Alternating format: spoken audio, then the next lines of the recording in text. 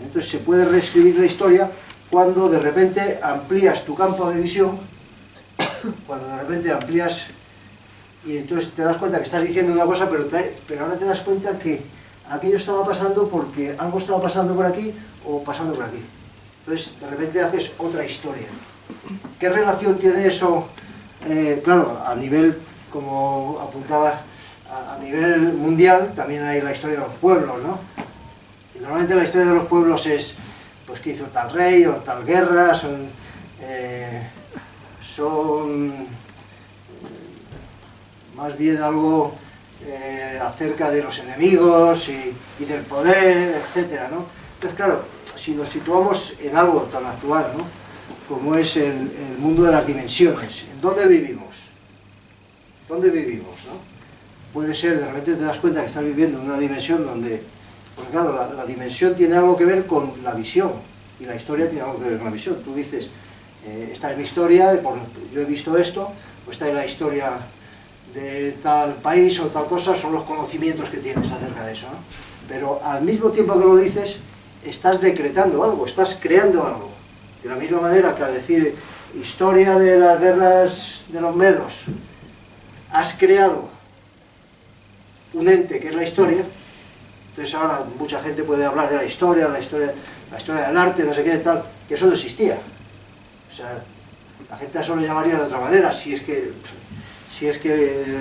relación de comentarios o cualquier otro nombre, ¿no? Pero ahora de repente se ha creado algo.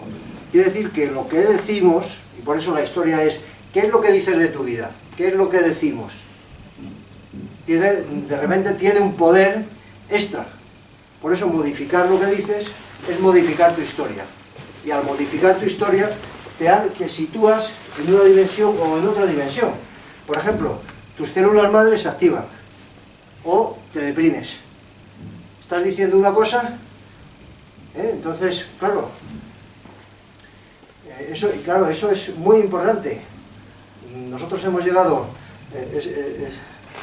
este señor hablaba del 2012, ¿no?, como un momento que se hablaba de un cambio.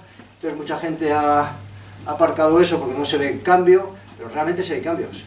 O sea, los cambios son constantes, los cambios son constantes en estos mundos de precisamente la crisis que hemos pasado ha obligado a los cambios. Entonces podemos decir, la crisis, gracias a Dios, ha obligado a los cambios.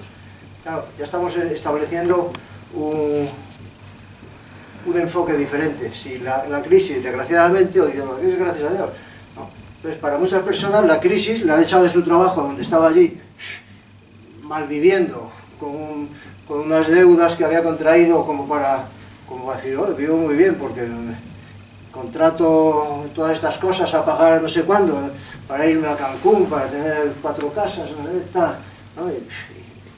Y de repente todo eso se le cae, ¿no? Y mucha gente, lo que le ha sucedido, vosotros a lo mejor tenéis esa experiencia, yo desde mi trabajo como terapeuta, soy acupuntor, osteópata, me dedico al mundo de las terapias y veo personas con problemas, ¿no? Entonces, muchas personas, oh, que me echan mi trabajo, que me pasa tal, y poco a poco han ido, dicen, oh, esto es fenomenal, porque en lugar de esto estoy haciendo esto otro, que es lo que quería hacer, no sé qué, entonces les ha obligado a sacar la creatividad. Y la creatividad te activa lo mejor de tu programa. O sea, cuando tú te sitúas en la creatividad, te activa lo mejor de tu programa. Entonces, a la hora de hablar de cambiar la historia, significa cambiar lo que dices que te pasa. O sea, cómo poder considerar el asunto desde otro ángulo. Claro, cuando se rompe, sí, estás obligado a eso, ¿no?